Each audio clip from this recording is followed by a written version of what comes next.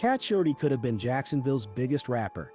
He had the talent, the authenticity, and a growing fan base that was ready to take him to the top. But instead of rising to stardom, he crashed out spectacularly, making a series of decisions so reckless that they destroyed everything he was building.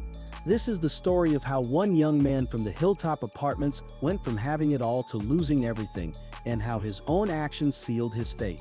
Growing up on the north side of Jacksonville in 6-block territory, K. Shorty's childhood started out relatively normal. His mother made sure he had the basics covered: food on the table, clothes on his back, and a roof over his head. But for a young kid watching his peers flex chains and fresh Jordans, having the basics wasn't enough. He wanted more. He wanted to be dripped out like everyone else, to have that respect and status that came with having money. So at just 13 years old, K. Shorty hopped off the porch and got active in the streets. For a few years, K. Shorty moved smart. He wasn't constantly getting locked up like some of his peers. He managed to stay under the radar while still putting in work. But then came his 16th birthday, and everything changed. K. Shorty got into an altercation that turned violent. During the fight, the other guy tried to take K. Shorty's gun. Big mistake. K. Shorty pulled out his strap and started firing.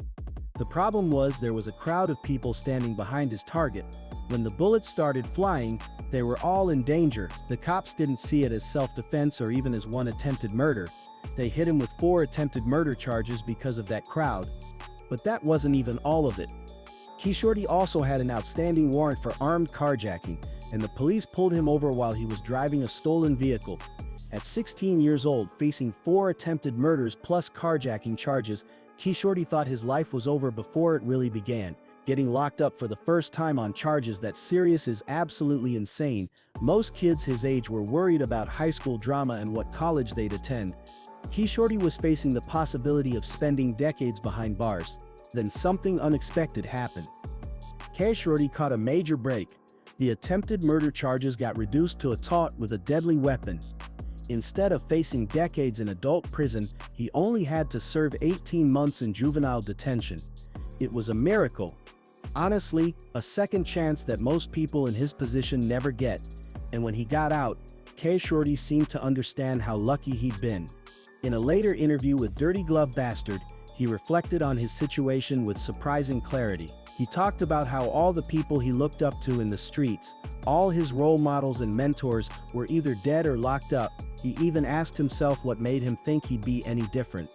It seemed like K. Shorty was ready to leave the street life behind, that he understood the game only had 2 endings: death or prison. But then tragedy struck in a way that changed everything. K. Shorty's close friend Lil Bibby, who grew up with him in the Hilltop Apartments, started hanging around with an older rapper named Foolio. While K. Shorty was locked up serving his time, Bibby and Foolio got tight. Foolio already had a big name in the Jacksonville drill scene, but that name came with a price. He had enemies everywhere, and anyone close to him became a target by association. K. Shorty knew this. He could see the danger from inside his cell, and he tried to warn Bibby. He called him from jail and told him straight up that he needed to fall back from Foolio. The streets wanted Foolio bad, and they'd go through anybody to hurt him, but Bibby didn't listen. The outcome was brutal. An enemy allegedly slid through the hilltop and shot Lil Bibby to death. For K. Shorty, this wasn't just losing a friend, this was losing a brother, and it wasn't even for Bibby's own beef. According to K. Shorty, Bibby died simply because he was standing too close to Foolio. That loss, that preventable death, lit a fire in K. Shorty that consumed any plans he had to leave the streets alone. Whatever clarity he'd gained during his time in juvie, whatever wisdom he'd picked up about the dead-end nature of gang life, it all went out the window. K. Shorty was out for blood. On March 17, 2020, K. Shorty allegedly made his move. He slid on the opposition and killed a guy named Deacon Saxton. But in the streets, every action has a reaction, and the response came immediately. The very next day, the ops slid on K. Shorty and shot up his mother's house. Think about that for a second. His mom, the woman who'd always made sure he had everything he needed growing up, now had bullets flying through her home because of her son's decisions. K. Shorty had a massive target on his back, and everyone knew it. Any rational person would have gone into hiding, kept their head down, maybe even left the city entirely. But Cat and Shorty didn't do that. The day after his mother's house got shot up, he went on a date with his girlfriend, Anandi White. Anandi was everything Shordy wasn't. She was a cheerleader with a bright future ahead of her. She'd been accepted to Florida A&M University and was planning to go to college. Her parents had just bought her first car a few months earlier. She had dreams, ambitions, a whole life waiting for her. And she had no idea that being with Shordy had made her a target too. After their date, Anandi was driving Shordy home to drop him off. That's when two shooters appeared and opened fire on the car. Both Shordy and Anandi were hit. Shordy survived his wounds, but Anandi didn't make it. She died that night, an innocent victim caught in a war that had nothing to do with her. Everyone knew she wasn't the intended target.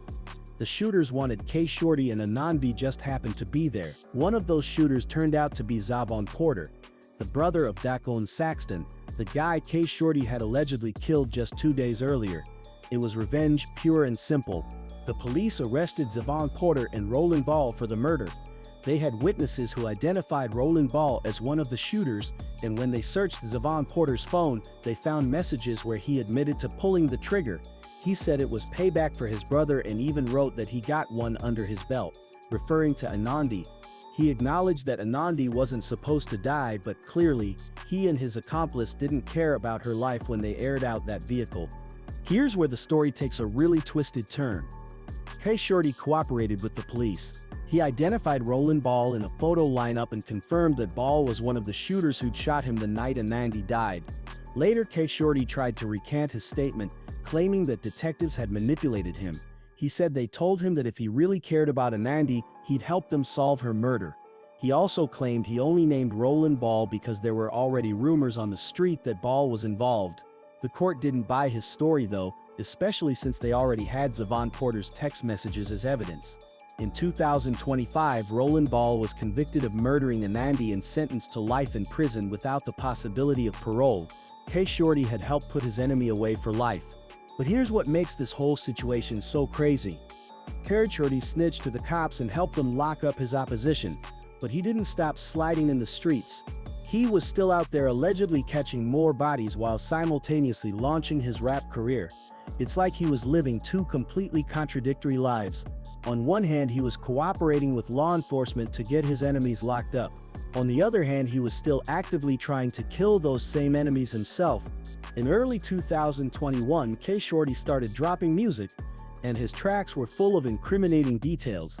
He released a song called Tired of Shooting where he rapped about how his enemies must not be tired of dying because he never gets tired of shooting. He went hard at Foolio, the rapper he blamed for getting Lil Baby killed. He dissed Foolio for not retaliating when their friends Spez and Rod K got murdered. Shordy called him out for rapping about violence but not actually being about that life. He even brought up how Foolio's own mother got shot because of the drama Foolio was involved in. Foolio eventually responded with his own diss track called Straight Facts, where he flipped the script on Shordy. He called him out for getting Anandi killed and said Shordy had been shot so many times that people called him target practice. The beef between them wasn't necessarily deadly serious, but it added another layer of tension to an already volatile situation. Shordy still had real enemies in the streets actively trying to kill him, and his rap career was just putting more attention on him. A few months after Anandi's murder, Shordy got shot again. The cops found him bleeding from a gunshot wound to his leg in the same area where he and Anandi had been ambushed. Nearby, they discovered a rifle, a hoodie with a mask attached, and shell casings scattered around. The police believed Shordy had gotten into a shootout with his enemies. It took several months for the forensics to come back, but when they tested the gun and the hoodie for DNA, both came back as a match for Shordy. He was arrested and charged with being a gang-related felon in possession of a firearm. During the trial for his gun case, prosecutors brought out Shordy's music as evidence against him. He had a track called On Your Ass, where he literally described the entire incident. He rapped about dropping his gun while bleeding out, crawling into the bushes to hide, stripping off his mask and getting away from the weapon before the police arrived. Knowing that when they asked him what happened, he wouldn't tell them anything, he self-snitched in the most blatant way possible.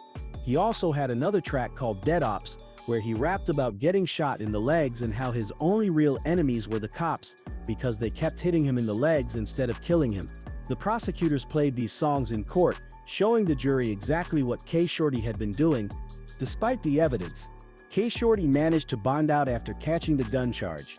And just a few months later, he allegedly went right back to the streets and killed another guy. This time, the victim was a dude named 187 Newface. Most people don't think Newface was even the intended target. He just happened to be in the wrong place at the wrong time, riding around with Shordy's real enemy, a rapper named Spin the Benz. Spin and Shordy had serious beef. Spin had leaked a video of Shordy dancing in his bathroom and used it to mock him in a diss track, calling him gay. They were constantly going back and forth, dissing each other's dead friends in their music. In September 2021, Shordy and his friend 2 allegedly spotted Spin the Benz, his friend Greenlight, and Newface sitting in a Dodge Challenger at a gas station on Lenox Avenue. A black Range Rover pulled up and someone started shooting. Spin and Greenlight ran into the gas station while bullets flew, but Newface got hit in the head. He was pronounced dead at the hospital. The cops knew the shooters were in a Range Rover, and the very next day the gang unit spotted one driving around the Woodland Acres community. When they tried to pull it over, the driver took off and crashed into a pole. Shordy and his homie El Raka jumped out and tried to run, but the police caught them. Inside the Range Rover, they found a bunch of shell casings. But here's the really stupid part. That Range Rover belonged to Foolio's mother. Shordy had allegedly just used his homie's mom's car to commit a murder, then drove around in it the next day. If he'd stolen a random car, used it for the hit, and then burned it, he might have gotten away with it. Instead, he basically handed the cops all the evidence they needed on a silver platter. The police brought Shordy into the interrogation room and told him he was being charged with second-degree murder and possession of a firearm by a juvenile delinquent. He had to call his mom from the station and tell her he was facing a murder case. You can imagine how that conversation went. His mother, who'd already had her house shot up because of his actions, now had to hear that her son might spend the rest of his life in prison. Shordy's first trial was for the gun case, not the murder, and honestly, it was looking really bad for him from the start. The cops had his DNA all over the gun. He'd been found bleeding from a gunshot wound right next to the weapon, and he'd literally rapped about the entire incident in his music. Gun cases aren't always that serious.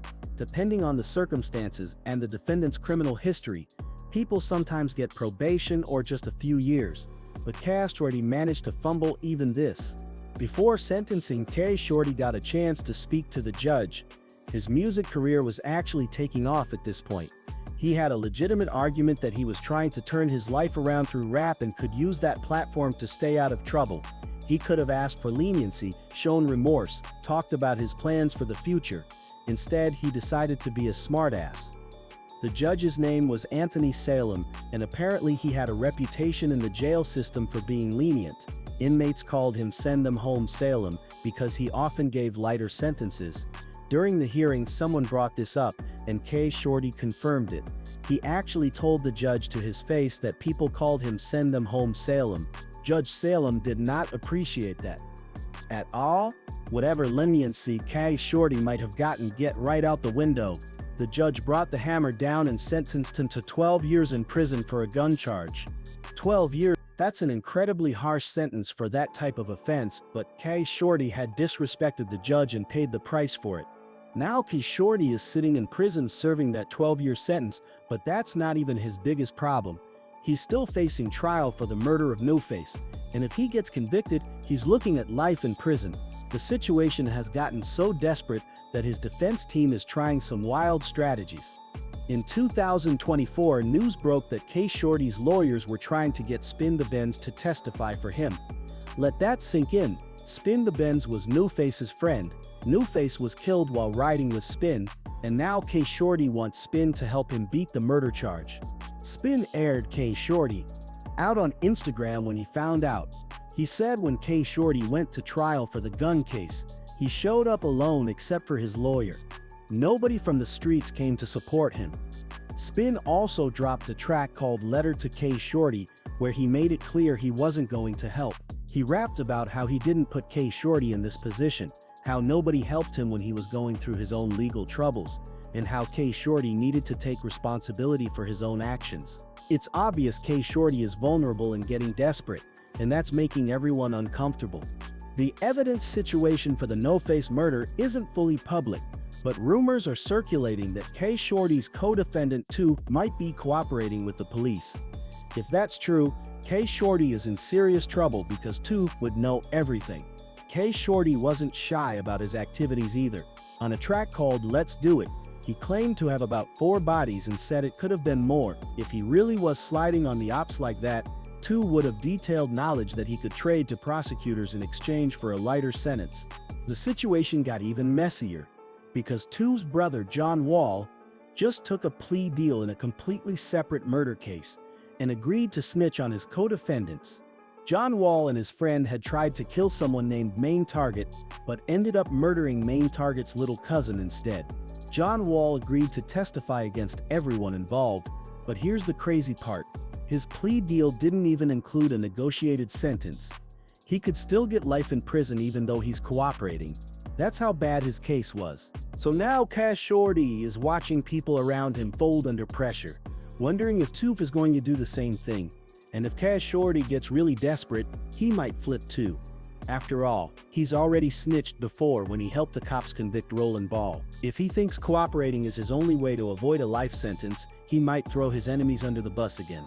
The really tragic part of this whole story is that Shorty had a way out. Multiple ways out, actually. After his first arrest at 16, he got a second chance when those attempted murder charges got reduced. When he got out of juvie, he seemed to understand that the street life only ends one way. He had the self-awareness to recognize that all his role models were dead or in prison. Then when his rap career started taking off, he had a legitimate path to success that didn't involve violence. People were listening to his music.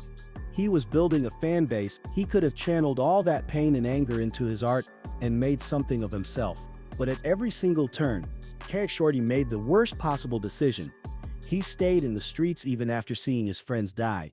He went on a date with his girlfriend the day after his mom's house got shot up, getting her killed in the process. He cooperated with police but kept sliding anyway. He self-snitched through his music. He disrespected the judge who held his fate in his hands. And he allegedly committed a murder in a vehicle that could be easily traced back to him. Now he's 20-something years old, sitting in prison on a 12-year sentence, staring down the possibility of life without parole for murder. His rap career is over before it really began. His friends are either dead, locked up, or potentially snitching on him, and his enemies are still out there, probably hoping he never makes it home.